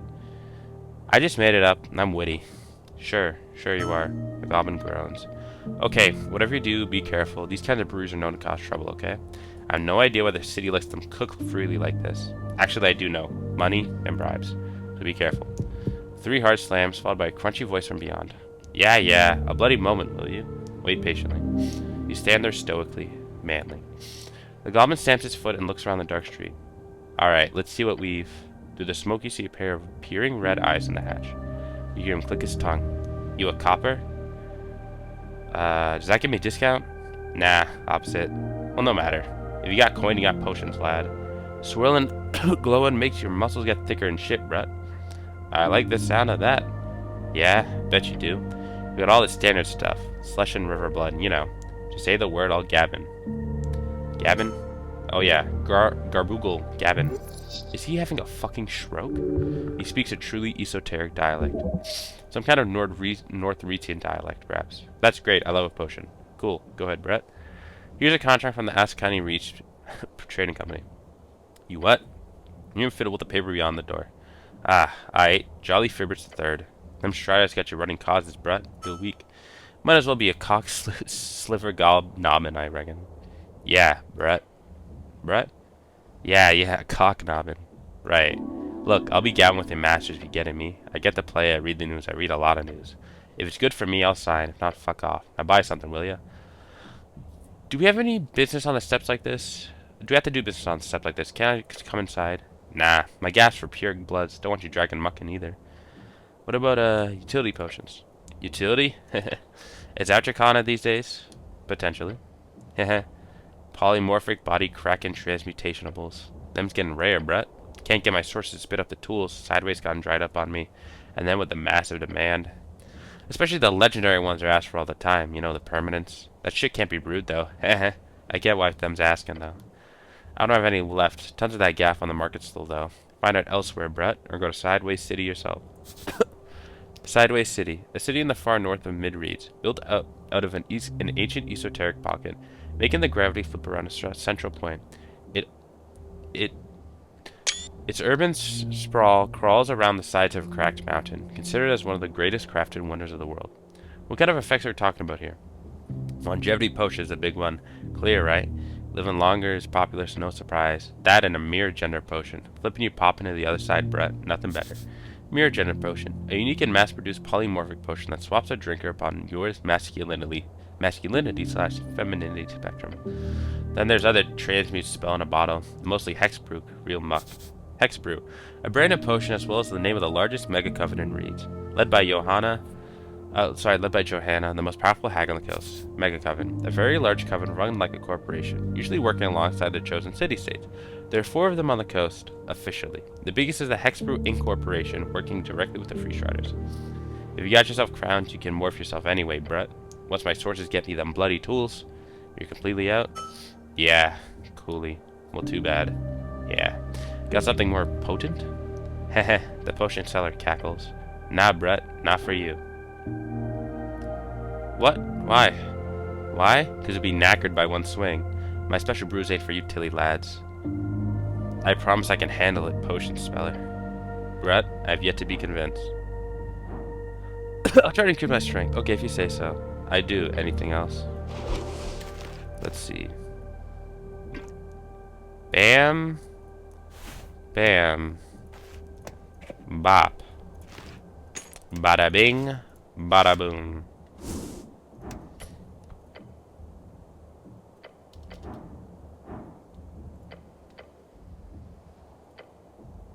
Convince him to sell you his strongest potion. 1 short. You groan as anger overtakes you. You must prove this potion seller that your might is superior than any of his brews. How? Simple. Pick up a large rock. You spot one next to the steps. Cleric. You bend down and grab it, your gloved hands wrapped around either side, and then lift it. Ouch. A bone slipped into another. Your soul felt the collision. It screams. Let go of the rock. With a groan, you let go of the rock and stand up once more. You okay, Brett? More business, or are you going to be playing around outside my shack all night? I got this. I got this. 100%. Nat 20. That's like the second or third one I've rolled. You have to prove yourself. Do it. Do it now. But how? Look around. There's an ancient stone ruin right next to you. That will do fine. Scream and smash your head into the stone wall next to the potion seller's shop. You take a step to the side. You lean back and you aim true. Brett, that's some serious gonding. Real stuff. Try to stay conscious. Hells, you earned it. If you can do that, you can probably drink this and live. Gain potion of supreme healing. From the hatch on the door, you get a potion of healing. It's my boosted version in hexbrew shape. I'm getting my expertise in. But don't complain if you got any side effect. Okay? Coolly. I'm wondering if I can... Maybe... Well, these look the exact same. A supreme potion of healing. It vibrates in your hand, but otherwise looks more or less like a regular healing potion. The label says for the strongest beings. I guess I should try to make myself more charismatic, but I don't know how well I can.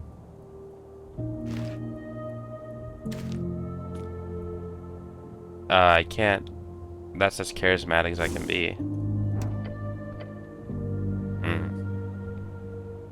I think these are all stat increases, so purchase concentrated rhubarb, non-alcohol shift, enjoy. Purchase Dixie Slush, get you floating on it. Sick. I like a cleric who likes to party. Purchase strange mushroom juice. Yee, got this brewed from an undercoat stuff. Shit's a moniker. Don't let it trip you away, eh? Purchase the mind expansion. Smart. You'll never feel as dumb as you do once it wears off next week. Purchase for Jenny River Droplets. Gym rat, eh? No judge. Just to make sure, this is oral, Brut. Don't go sticking it up your bum. Why would I do that? Some of them gives a bit of an extra kick if you do. This won't, so don't. Purchase Viscud Ginger Drink. Most expensive one. Yee. Keeps the engine running like grease and fuel all at once. Taste is good too. I make it cola-like, you know. Sweet. Got a non-magic brew going soon. Kids love it. Consume all of them. Oh yeah. This is the shit.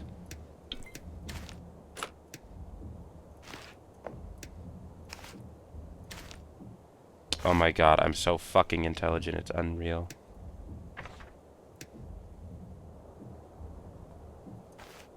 This is glorious. I'm so wise and intelligent and dexterous and charismatic. Alright, so now what do you think about this place? You approach your command, let's get on with it. Probably heal myself. Nice.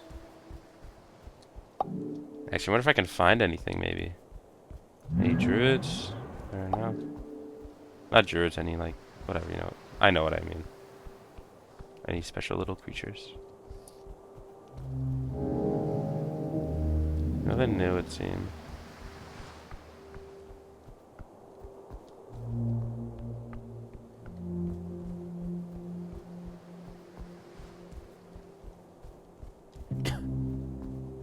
Gotta be something here, I don't know.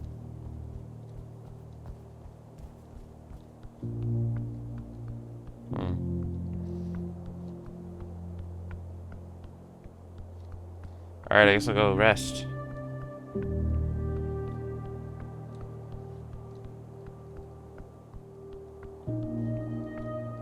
The name of the tea shop is illegible. I should probably get in there at some point. You know, considering that's the point of everything that we're doing here. Is there anything in here? Maybe something changed.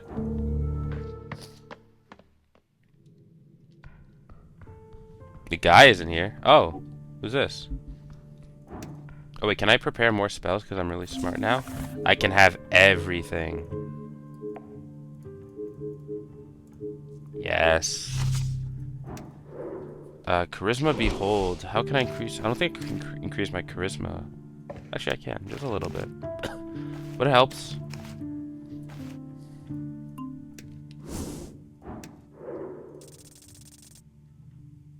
Ah, I was a little off. Oh no, I got it. Jehane, classless, halfling Ford folk, level 1 factory worker, chaotic good. A halfling, one of many who lives in Norvik, especially after the Golden Lion. She is a hard worker, one of few talents with much hardiness. Support her in the struggle against capital. A boot. That is what she rages against. Not in the activist sense, but in the sense of an ever-changing, daily, grueling toil. Our work never ends. She would prefer to not be engaged in all this messiness. Alas, how else will she keep her wage up? How else will she survive in a world where food gets more expensive while the point of material break comes closer by the hour? She's pretty dexterous.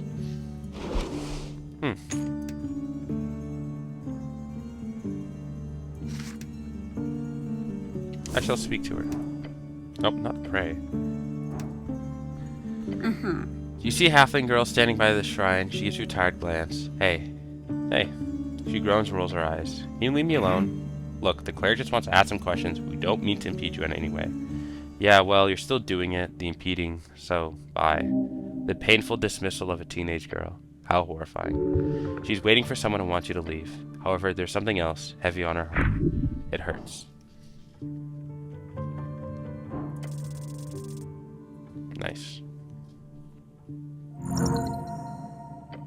You stand your ground before the halfling. Her angsty eye roll hits you hard, but they are nothing for your nerves of steel. I refuse. Ugh. Fine. Stay or go, I don't care. Translation, fuck off, I care a lot. Your goblin companion shrugs. Is there anything I can help you with? She shrugs. Can I have some crowns? Sure, how much? I don't know, 50 crowns? Okay, hand over the crowns. You hand it over, she looks a bit shocked. Oh. She pockets it instantly. Thanks. What are you gonna spend it on? She crosses her arms and strikes a stoic pose. Look, it's going into the Eckhorns Fund, my family. I work double shifts at Jammery to support my cousins, since I'm here safe and they're not. Jammery, nickname for the jam factory on the north wall. It smells quite lovely when you walk past it. A darkness falls upon her face. Safe from the Golden Horde. The Golden Horde's invasion into western Ascani. It is quite horrific. 14 years ago. A conflict based on many geopolitical goals. Ah, because of the invasion. Duh. They can't support themselves? Of course not. The Fornib Commonwealth had half its territory stolen, and there's a massive embargo going on. And there's like a ton of evidence showing that those damn Celestials are forcing a bunch of nations to block trade with us. So yeah, they need help. Sounds like, you know, that's terrible. Basically, there were about 100,000 of my people displaced when the Golden Line was drawn. It got really bad. Even over 10 years later, it's still bad. How much do you send them? Half my salary. It's like 200 crowns a month. Oh, wow. She gets paid like 400. Damn. Do you send them money to support any kind of resistance? That's... ouch. A sensitive topic. Of course, it's common knowledge that most young halflings are more or less in active resistance against the Golden Horde. No, of course not. That would be illegal. Smooth. So you're serious? So you're saying? Fuck. Fuck, my constitution in real life has been shit lately. So you're saying you're not supporting the resistance? I would say that I am an active supporter of the independence of the clan lands and the sovereign rule of halflings over the foreign commonwealth. Duh. Why did they invade your homeland? They're insane genocidal conquerors. Like, have you seen any of them? They're creepy as all hells. Well, move on. The Commonwealth is a broken nation of a lazy people. They cannot survive even the most basic of celestial trickery. The clanlands are in shambles due to an illegal subjugation and annexation. They need all the support they can get. It is only right to stand up. Speak up. They're not exactly the most productive people on the coast. And they've always been isolationists. That's probably the main reason they invaded. There's a bunch of expensive amber sitting underneath the western clanlands. If they're not going to mine it, somebody will. She gives you a tired look. Snell gives you a slightly intrigued look. The Golden Horde is a foreign imperialist subjugator. We must resist them. We need all the help we can get. If you want to send money or talk about it in the press or anything, please do. Okay, I will. Thank you. Who are you waiting for? I'm not waiting for anyone. So you're just hanging out here at night by yourself? She glares at you. Well, I'm waiting for my boyfriend, okay? Just please leave, it's embarrassing. Ah, young love. Oh no, you should leave now. Ooh la la, late night rendezvous? How scandalous. But yeah, you should go now. Okay, good evening.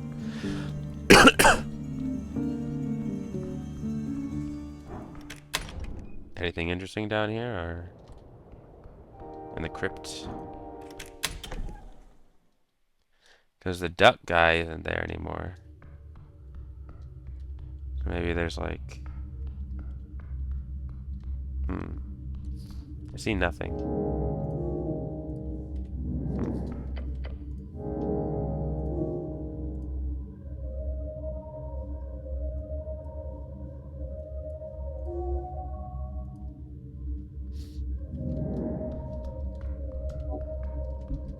There's nothing else in here.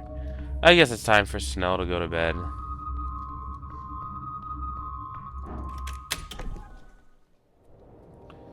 You can go, man. Huh? It's late, you can head off if you want to. Snell looks at you with tired, almost deliriously manic eyes. And leave you here by yourself? Look around. He also looks around. You're gonna go to sleep, right? Because I sure hope you're not going off on some adventure by yourself. I don't need to sleep. I'm the cleric.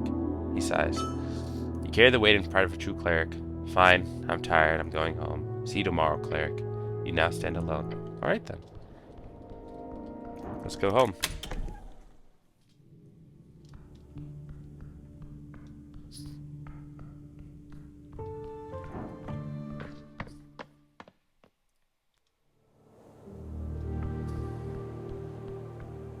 That person's gone.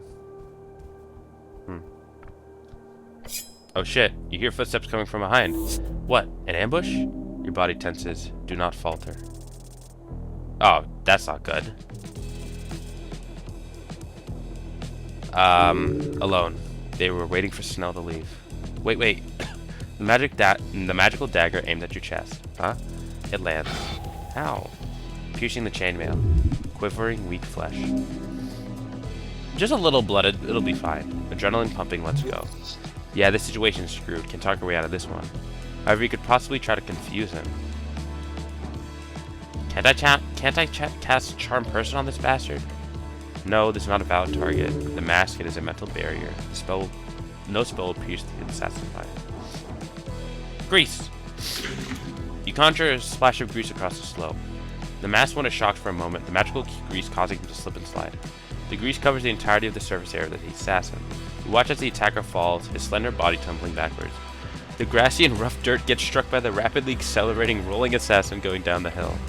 Your eyes follow the descent as the attacker disappears like a spinning sack of apples into the roller mill ruins. Follow. By the time you reach the ruins, a shadowy figure scrambles to reach the edge. You follow it real quick, but the bastard jumps into the water. Holy shit. You lean out, glancing down into the river. You see nothing, only night and waves. The assassin is gone, along with any evidence of wrongdoing. Catch your breath. How horrific. Someone's really trying to kill you. Apart from the wounds you sustained, of course. The fact that there for sure is an assassin out for your life is pretty bad. Like, it's gonna be hard talking your way out of the next time this guy tries to end you. You can't get him. You can't let him get the upper hand like this. You gotta be alert, like faster. There's something strange about this. That was no killer. It felt like a mistake. All of it. You have to be stronger next time in order to capture this foolish spellcaster. The bastard really did try to catch me off guard and alone. Yes, he's clearly a coward. Not that the goblin would be able to do much, of course. This has to be connected with the tea shop, right? So not be so hasty to make connections. You'll have to find out more. Try speaking with the assassin next time. Find out why they're trying so hard to hurt you. Try speaking? The bastard was actually trying to poke holes in you. Never let him get the upper hand on you just for some enlightened suicidal empathy, please. I'll get him next time. You sure will. Good attitude. Let's not stay here. Time to go. Ow. Class conflict. Oh. Take root. They must have realized by now, you're not just some government goon. You are. Of course not. I am the cleric. That's right. The one and only, Norvik's protector and hero of the downtrodden. The cleric. This is your calling, your duty, your life. Since you joined the Earthguard to make sense of this unruly life of yours. It is your calling. This is where you found your zealotry, your love for this city, your meaning in life. Feel clerical. You said it so many times now. You're a rogue, and it's honestly a great path for you. Being unsmooth and unsneaky, that just seems like a poor man's choice. Oh yes, I'm a very cool rogue after all. Yes indeed, sneaky, smooth, dick-ass rogue. It's the only way that life feels right, you know. Since you're a kid, you've been sneaking around the streets. Remember the dick-ass rogue? Good times. Working your ass off, not by choice at first, but you learned how awesome it feels to make money. Especially when you make a lot of money with as little effort as possible. That's what a rogue does. He takes what he wants and avoids any of those pesky consequences. It's fucking great. It's terrible. The kind of discrimination faced by your kind these days. But you will take it all in stride, for the peasants do not matter one bit. Yes, as a wizard, I must stand above them all, for I am the greatest arcanist of this generation. Such words would have the populace sneer at you, all due to the Coast War. But remember, a genius does not concern himself with the opinion of small minds. Take on the realm, master the esoteric, become the god emperor wizard of Norvik. It is what you deserve. A man of your talents must be appreciated, feared, admired. They will grovel for a glimpse, a fleeting glance or of a spark of your great flame. There are other trails as well. Once more in tune with your natural inclinations. Ah, of course, all that druid craft. Yes, you have shown promise as a primal caster, a friendly local druid. That is also a choice you can make in the coming years. One that would suit your demeanor well and potentially grant you access to healthy friendships. And so on. Tell me more about the cleric. With that name as your pride, you will keep going through divine sacred magic. Your healing spells are increased by an extra proficiency. Your heals can also be increased by your strength modifier instead of your wisdom modifier if it is higher. I have such low health that it should be fine. I have a lot of potions. Tell me more about Dick-Ass Rogue. Hustle, trifle, run. Never get caught. Your trifle rolls are increased by an extra proficiency. What do I call it trifling instead of stealing? Duh. You know the Trifler? The scary monster thing? Trifler, a rare class of aberration found across the coast. They are known to run various cults across undersea, often trading in information. Known to hold powerful psionic power, they are very dangerous. A Trifler named Horseman runs a major guild in the Middle Edge, one of the few operating publicly. You read a story once about one of them, out on some island, to get caught stealing stuff from the locals. It's like a reference saying, you're not the only one who uses the expression, right? Tell me more about God, Emperor, Wizard. Your magic talent is your incredible grasp on magic. Use it. The amount of spells you can prepare is increased by an extra proficiency. Saving throws made by targets are also rolled at disadvantage, or friendly local druid. Spend more time in the great outdoors. That is the first step. Extra proficiency in rolls with natural habitats. This includes outside areas, overgrown areas, and caverns. Moist holes also count. I'm ready to make a decision. Yes. Uh-huh. Yes. You know. God, Emperor, Wizard. A good first step. Acknowledge your privilege. Use it to subjugate the lesser beings around you. Soon enough, they will all bow down to your greatness. Feel like you found yourself. I don't know, I like all my things so far. I like all my feats. I wish I could have more. But alas, I must choose.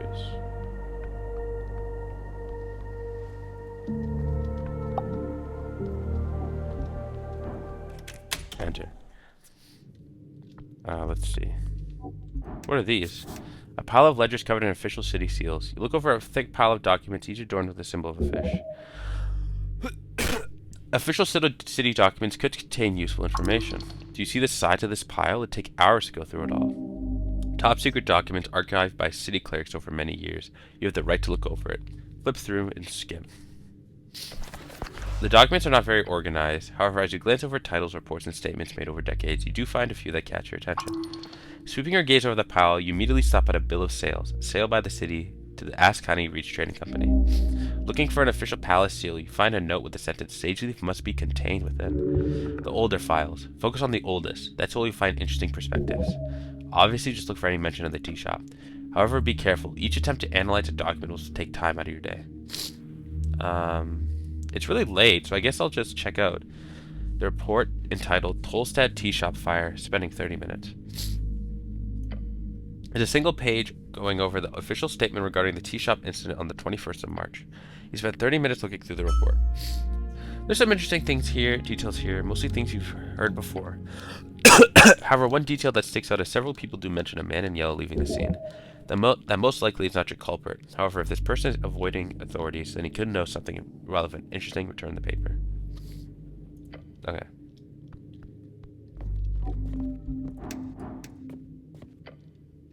What other gods are there? Ulim the Mender. Ulim the Mender was an elven goddess, builder of an army, a cult, and a way of life in Ascani. A real lady, this Mender. You've heard the stories. Beautiful, terrifying, all the elf stereotypes rolled into one. They say a look from her could turn a man's heart until his dying breath. Though most men have a story like that, so it's probably more of a woman thing than an elf goddess thing. She would not respond, even if he had something to tell her. She's mostly known around these parts as a crazy witch that broke in and charmed 100 warriors back in the day. It's a classic tale, but Earth had a nice chat with her and everything was fine. Earth and Ilum stayed away from each other's business, officially at least. She died a couple of decades before Earth did. Nowadays the elves are a bit more expansionistic. Lady Fair. Oh, not what I meant to click. Lady Fair. Lady Fair and those not in the founding myth of the Four-Nip Commonwealth.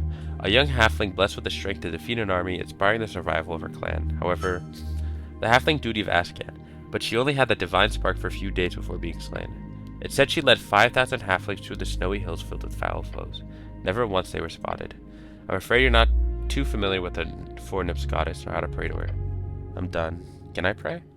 Staring at the chisel monument, you focus your mind. You take a deep breath and begin your prayer. And tranquility.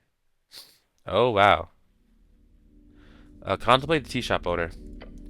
A birdfolk on the run, his shop in ruins. What sort of business did he conduct here? Contemplate the Dragon of Tolstad, a famous goblin leader. Her reach sharp, her gaze strong. She wants you to investigate the tea shop and report to her. The content of the report will determine much. Contemplate the Coin Lord of Norvik. A powerful man with much to lose. If he fails his grip, there is no reason to appease him. If he retains it, you are wise to stay as iron. Contemplate the Golden Line. A land cut in two, your neighbors the halflings. Speak with them, learn their stories. Pass judgment if you so wish, they do not care. The gold always shines in the end. Contemplate milk. No. Come on, contemplate milk. Fine. It comes from a cow. You like it. Many do not. Now contemplate something else. Contemplate the star witness. One strange detail, a fake name, a man in yellow, follow the trail. Contemplate the pillar of yore. Go deeper, meditate, learn and study. Contemplate the troublesome activists. They are young and brash, you've been there, but both sides want what's best for their city. Perhaps that is the solution. Contemplate the missing paladin. He was last seen here on Tolstad. Many know of him. If you find him, you will surely be rewarded. Contemplating the Sphinx. Contemplate the Sphinx's riddle. An ancient creature who guards a door to nothing. She does this for fun. You're not the first to complete it. If you do, it will unveil something great, but the answer is not in dialogue. You have to cast magic to show your prowess. Okay. Contemplate women. They exist, they prosper. You will not have one, for they are not yours to have, though there might be some who fancy you, if you show yourself to be a good man, or bad, if you want the baddies. Contemplate Druidism. The Undercoast Elf is a good woman. She holds many natural friends in this unnatural place. If you wish to seek the green path, then be nice to her and her friends. Perhaps one day you will join her. Contemplate the Assassin. Attacked from below, but you feel no worry, for the danger is but a misunderstanding in your mind. The answer is deep, you know it all too well. Contemplate the Lich House. They do not tell you the whole truth, and there are deals in the background you're not privy to. Tread carefully around the pale man and his 4 helpers. Contemplate your fall into the river. It was not an accident, you are not so clumsy. But the question here is not why you fell. The question is, why do you live? Finish your prayer. I'm done here. And finally, we rest. Nice job stealing that key. That coin lord fellow is probably just gonna say some annoying stuff anyway. Before you lies a bedroll. Can I go to sleep now? Yes, your body is weary. It's a waste of time, but sure, go ahead. Your body's still adjusting. Why do I have to sleep? That's the spirit. If you stay awake for more than 48 hours, your body will cease to function in its current state, which is not good for your physical health. You should go to bed now. No, really, what is this thing? It's a bed. It doesn't look like a bed. Leather bound and filled with ox clippings. Most likely bubble yarn. Bubble yarn. Hair fibers taken from an Ascani mega ox. Not as fancy as it sounds. Somewhat soft. A bedroll. I see. Like one of those things adventurers use when sleeping on a journey. Yes. A real man can sleep anywhere, including this rugged piece of rock. At least there's no snoring here. Remember the barracks? You hear only wind here, and the occasional giant seal call. It'll be a good place to rest. Lie down and take a long rest.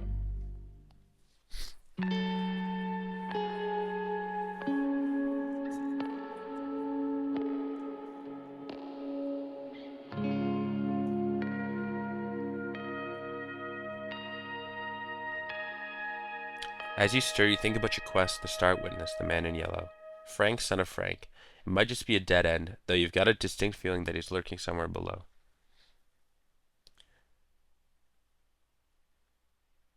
But you still haven't entered, you haven't even entered the tea shop? It's probably time to do that tomorrow, unless you want to be contrarian.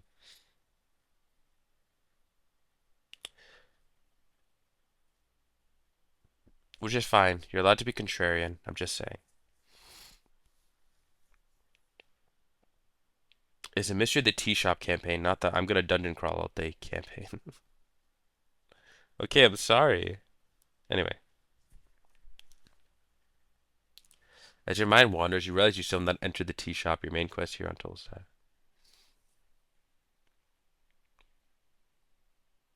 You focus on a lot of other things, so it's understandable, but perhaps now it's time.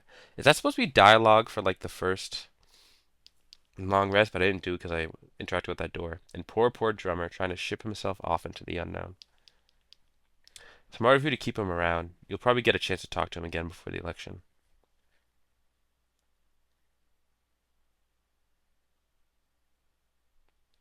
You really worked your ass off for the revolution. Then you even managed to do exactly what Vera wanted in that talk with the ambassador. She's lucky to have you.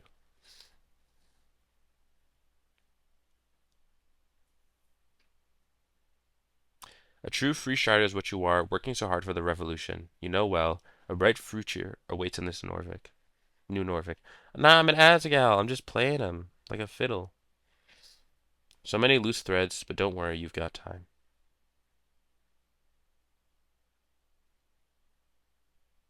It's time to delve deeper, past and below. Among its many secrets, some path has to go deeper.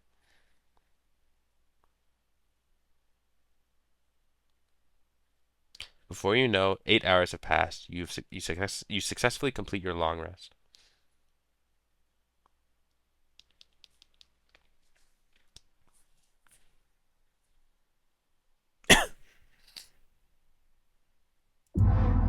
Day 3, March 24th, 27 PE. Another day full of trouble. The end is near. It's time to open your heart. The people of Tolstad cry out for you. You really are gonna finish this. You really gotta finish this today, or else people are gonna talk. I'm not feeling too good. This is literally how you feel like 50% of the time. More sleep would help. Perhaps tomorrow. I have so much stuff to do today. Hells yeah, brother. Time to get to work. I'm already on day 3. Feel stressed. Time moves fast when you're running around like a headless chicken. The election looms. Start your day. Hello, Etter. Can I behold you?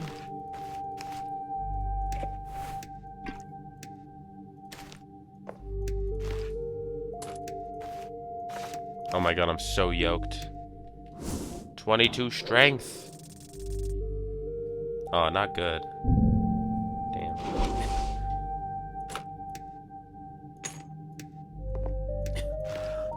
I'm sorry.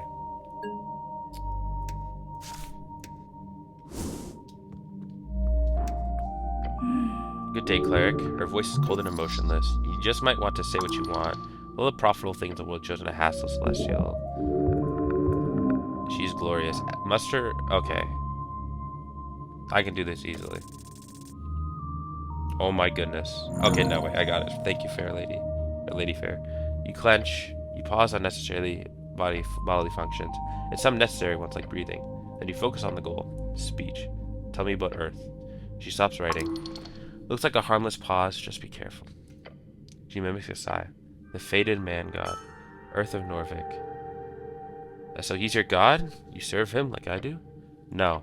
She lifts her hand, pointing towards your chest. I serve his remnants. Desi smoke out. Celestial, meaning something akin to children of dragons. The term refers to how most humans were slaves to dragons for centuries before the Arcanus broke those chains. The dragons do not rule our fates anymore. She's impressed. The Celestial turns her head in your direction just a bit. I uphold my honor through service to the Coin Lord. Sounds like a shitty job. A job. It's not employment, idiot. As an angel, she's got to do some kind of service. It's like their thing. She does not feel like she has any other option. She turns back to her documents. I am unsure about many things, yet for now I serve, for good or ill. Her stance, it relaxes. Ever so slightly, she settles in your presence. You've got an in. She's a fascinating creature. Ask her more. God, she's terrifying. There we go. Now she will speak with you for real. What do I know about celestials like her? Celestials, a gathering term for creatures born out of and from the good planes. There are many such creatures around the coast, scattered around the coast. The only major civilization of celestials is located in Divinitorum, the Golden Horn. Should I even talk to her? She is lonely, but her demeanor does not scream. Please socialize with me. Will you join my party? You seem like a strong companion. No, I am busy, cleric. She'll get on board. They always come around. If you play your cards right, anything's possible. Good. You're strong enough to carry this team. Snell actually does a lot. You should appreciate him more.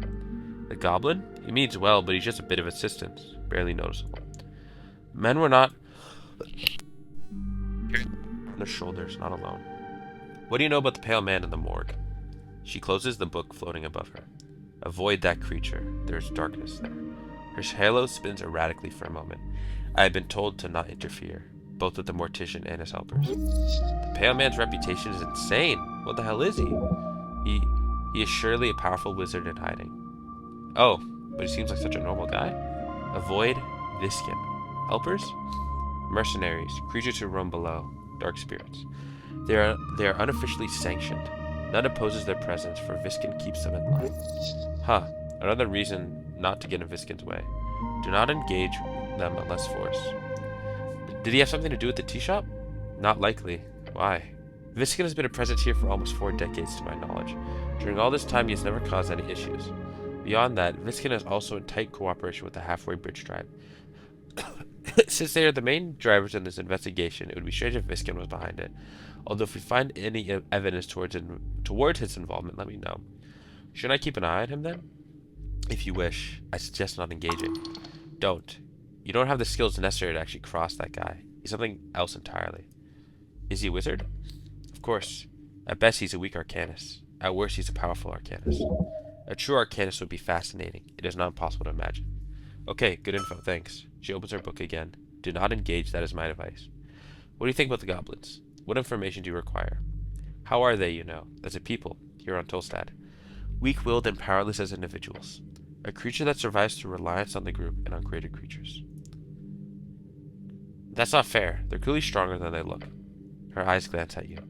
I would describe humans the same way. She's calling you weak? Not okay.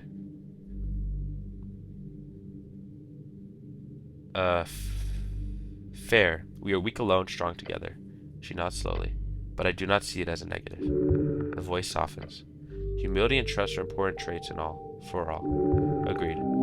Yes, her words ring true. Huh, the angel's got some weird views.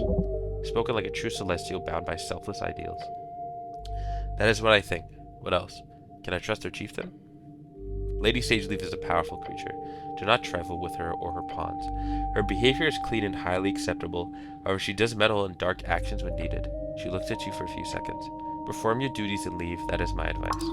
She's smart. Avoiding gangs like that is the only decent way of preservation. They'll chew you up and spit you out. What do goblins do here, just in general? The goblins perform manual labor such as militia duty, construction, various public services, mail delivery, and manning many defensive perimeters in the city below. Over the last decade, they have taken up near all such posts on Tolstad. They are also represented in crime statistics and are several times more likely to join and form crime syndicates than general human or dwarven populace all across the city. This appears to be primarily due to segregating housing areas, lack of access to higher paying jobs, and general cultural elements. The goblins are a troubled yet slowly integrating part of Norfolk from what I have observed. Feel awkward. It appears to be a highly politicized topic. I apologize if I have made you uncomfortable. She is correct. The goblins are troublesome indeed. Lady Sageleaf has clearly cleaned up Tolstad, but most of your other encounters with goblins have been rather unpleasant. Or perhaps the cleaning up has been the result of goblins being more welcome than Tolstad over the past 10 years. Somewhat more welcome.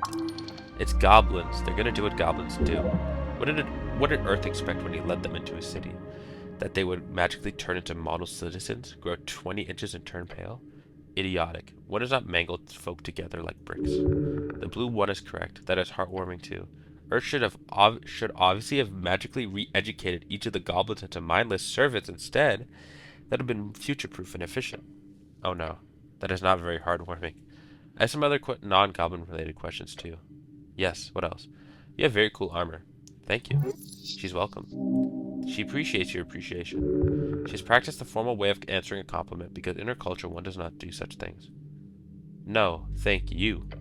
She just keeps working. Do you sit here all day or what? No, cleric.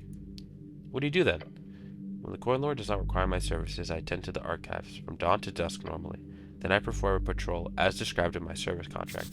Service contract, a written declaration of an oath, often used when those involved don't have a trusted deity or higher power to swear on. Oath. A legal agreement either spoken aloud or written down. Some oaths, especially those sworn on the names of deities, have real esoteric power over one's body and mind. They can also be broken but at great cost. A good service to the city. So you stay here all day, then you go out all night. Yes, I work, cleric. Her kind do not require sleep. Can I come with you on your patrol? No, cleric. You are unable to fly, and I'm unable to carry you. Her? Carrying you? The thought immediately caused you to stir. Okay, my guy, relax. No, stay hot on the money. You've got this. You can cast fly once. It was not worth. You cast fly once. It was not worth the investment, and you got sick while doing it. Sounds contemptible? Contemptible? That's the best you could do? It's a correct word usage. Those feelings are very human. My services to the coin lord. She is bound by duty, but where does her heart lie? A truly great woman, commendable to utmost level. Get to know her better. It is time. Become the man you are meant to be. Speak with the angel about religion. Ooh. Maybe some other time. Coward. You are an ethereal yet also imposing woman. Attempt to flirt. Okay. Imposing. Ethereal. Her telepathic voice gets dropped down several octaves. All the way down your back, your spine. This is your chance. Prove yourself. Show the world the mountain can be climbed. Never mind that, actually. Physically recoil.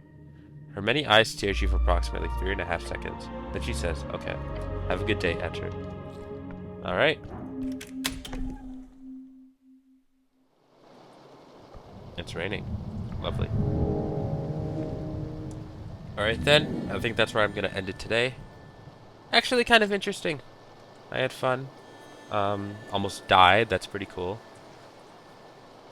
A lot of new stuff. Hopefully I will go to the tea shop soon, although with the way I'm exploring, I'll probably never get to it. Thank you for anyone who popped in.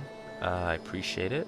And might see you guys tomorrow. If not, some other time then. Peace.